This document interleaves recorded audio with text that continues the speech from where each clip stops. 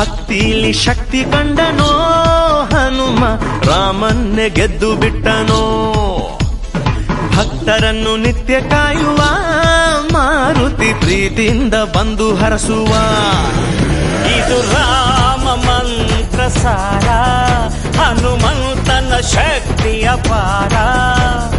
ರಾಮ ಲಕ್ಷ್ಮಣರ ಹೊತ್ತೋನಯ್ಯ, ಪುಟ್ಟ ಮಕ್ಕಳ ನಾಯಕ ಆಂಜನೇಯ.